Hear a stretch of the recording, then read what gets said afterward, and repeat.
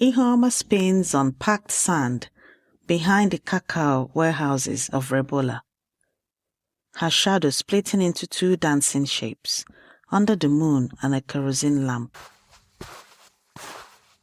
Her great-grandmother, Nada, claps from a low stool,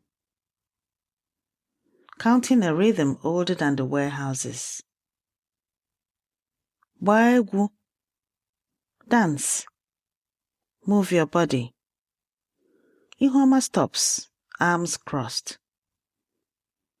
This is embarrassing, Nne. Nada says nothing.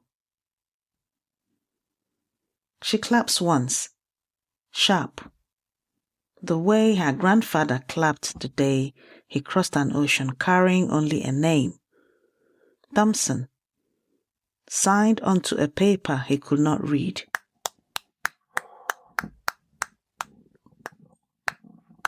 Ihuoma spins again, badly, and Nada laughs. Full, helpless, doubled over. Ihuoma freezes, then laughs too. The sea keeps time on a shore that once had a word for people who never left it.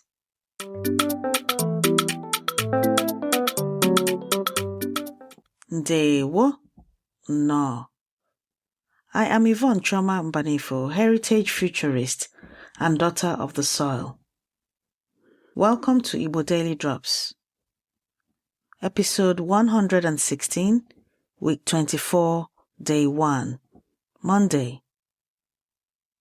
Today, the island that could not confiscate our joy. One family did what no labor contract accounted for. Ka anyị bido. Let us begin. Nada wipes her eyes and pulls Ihuoma down beside her. Ndị na-ebughị akpa ha bụ ndị nwere ike ịgba egwu. The ones carrying no bag are free and can dance. The ship that brought Thompson Nwachukwu here did not carry his people. They came after, cousin following cousin, until enough hands were there to hold what one man could not hold. The clerks wrote his name as a single unit of labor. Nobody wrote down who carried his bag. Nada crosses herself the way her mother taught her, then touches the sand the way her mother's mother taught her, both at once. The company owned the cacao, she says. Nobody owned the dance. Today, 3 sentences. Not for a classroom.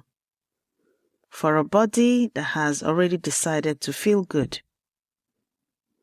Repeat after me. Sentence 1. Obi dị m ụtọ. In English, I am happy. Obi dị m ụtọ. Obi dị m ụtọ. Obi dị m ụtọ. Ihuoma says it mid-laugh. Already true. Sentence 2. Ọ na-achị ọchị. In English, he or she is laughing. Ọ na-achị ọchị. Ọ na-achị ọchị. Ọ na-achị ọchị. Nada, bent double, is a sentence made visible. Sentence 3. Anyị na-enwe aṅụrị. In English, we are having fun. Anyị na-enwe aṅụrị. Anyị na-enwe aṅụrị. Anyị na-enwe aṅụrị. 2 generations, 1 sentence, holding them both.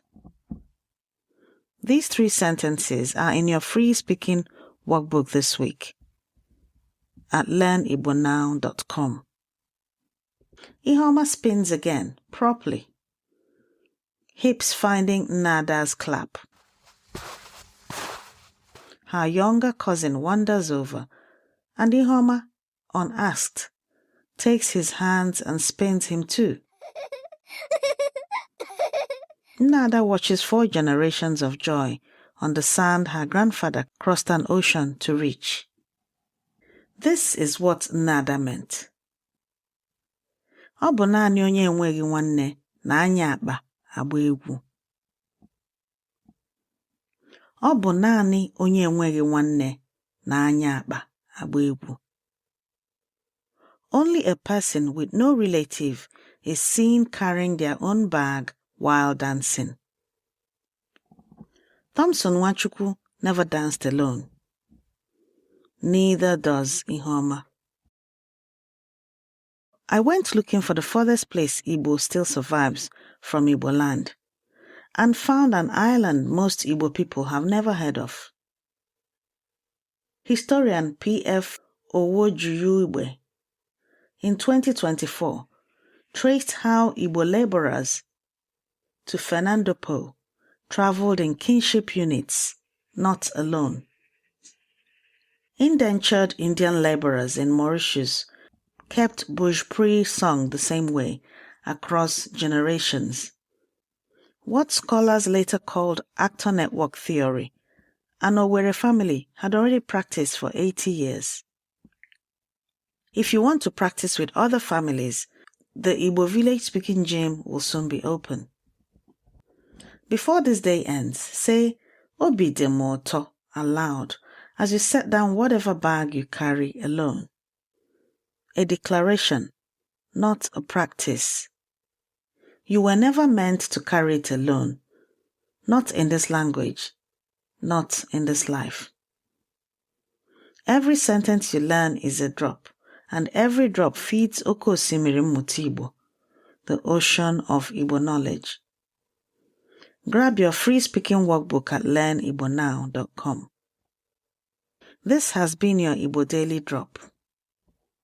Abụ nwanne gị nwanyị Yvonne Choma Mbanefo. I am your sister Yvonne Choma Mbanefo.